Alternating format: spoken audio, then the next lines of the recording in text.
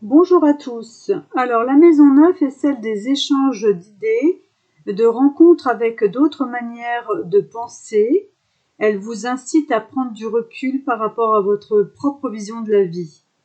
Vous allez voyager pour rencontrer d'autres cultures, d'autres langages.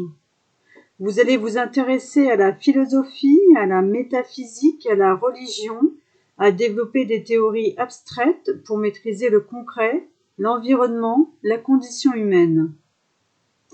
Elle vous pousse à vous interroger, à faire le bilan sur vous, sur le sens de la vie. Elle vous aide à prendre du recul afin de donner un sens à la vie sur un plan collectif. C'est quitter le particulier pour l'universel. Le sort, la destinée et le karma entrent en jeu. C'est la maison de l'érudition, de l'enseignement supérieur, des avocats, des médecins, des astrologues.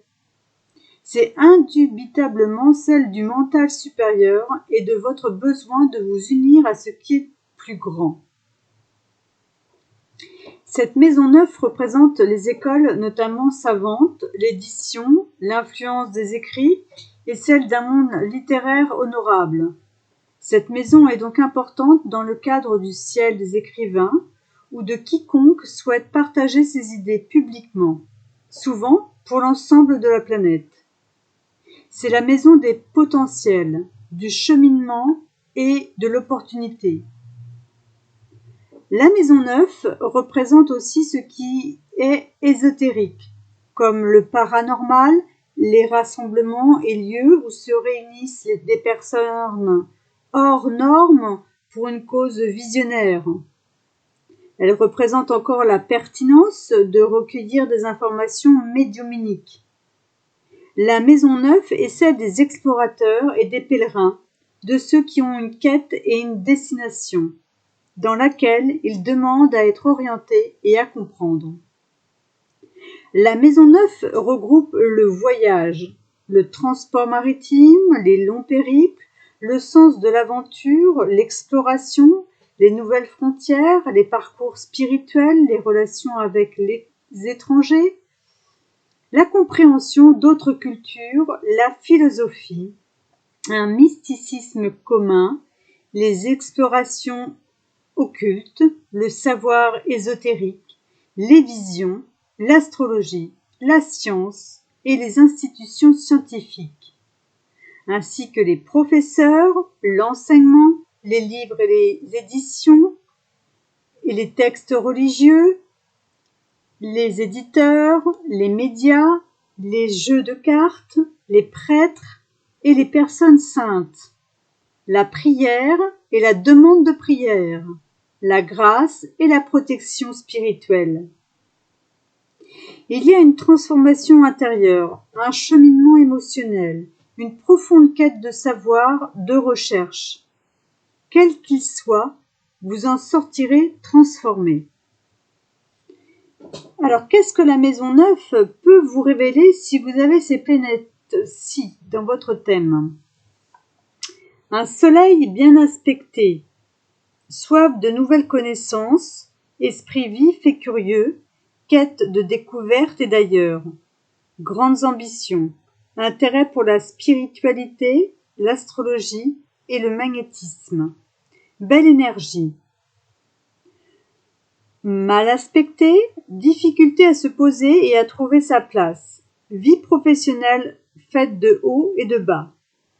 La lune, bien aspectée, attirance pour l'inconnu ou l'étranger, besoin de liberté, idéalisme, attrait pour l'astrologie ou la spiritualité, natif vif et intrépide, imagination débordante. Mal aspecté, absence de la mère ou éloignement de la famille, déceptions multiples, aventures sans lendemain, laisser aller. Mercure, bien aspecté, attirance pour l'étranger et les voyages, esprit vif, entreprenant et adaptable, besoin d'action et de mouvement au quotidien, inspiration, haute étude possible, intérêt pour la spiritualité ou la science. Mal aspecté, instabilité, bougeotte, fuite, insatisfaction, manque de constance.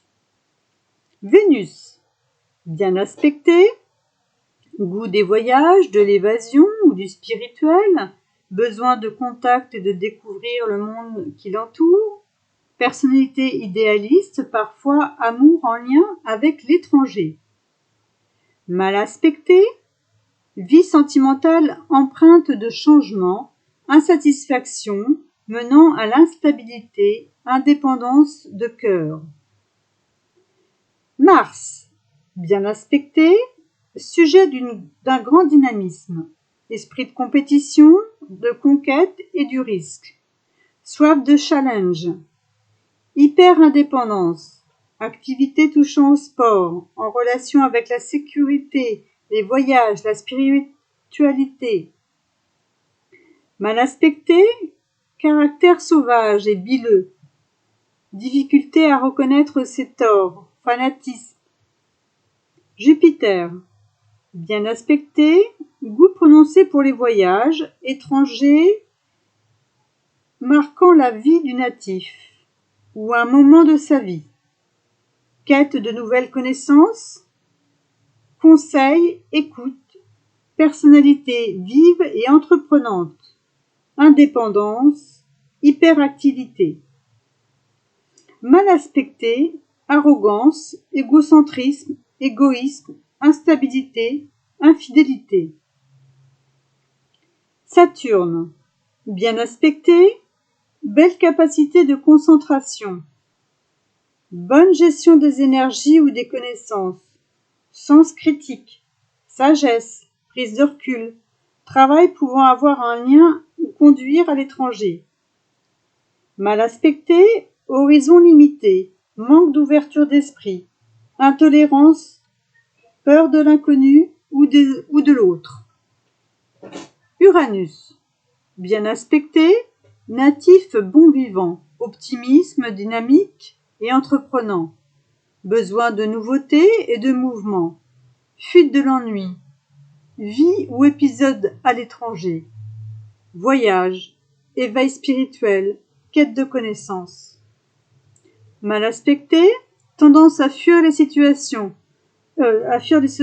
oppressantes ou ses responsabilités. La vie du natif rythmée par des breaks. Neptune, bien aspecté, le besoin d'élargir constamment ses horizons, goût du voyage, de la spiritualité, attirance pour l'invisible, quête du mouvement. Mal aspecté, désir d'absolu handicapant. Hyper-émotivité, tendance à se poser comme un gourou ou à se laisser influencer par un gourou. Scepticisme, difficulté à orienter sa vie. Pluton, bien aspecté, soif d'idéal, exigence, désir d'absolu et de liberté, déménagement fréquent, fuite de l'ennui et des habitudes, rêve de grandeur. Mal aspecté, tension intérieure, hyper-nervosité, colère, fanatisme ou extrémisme, tendance à tout envoyer balader. Alors, n'oubliez pas surtout qu'un thème se regarde dans son ensemble. L'astrologie est très subtile et demande des heures d'observation et d'analyse.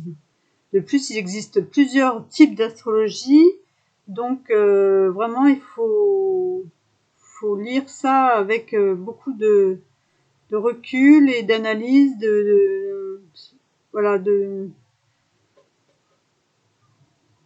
avec de la sagesse aussi. Voilà, je vous dis à bientôt pour la prochaine vidéo. À plus tard.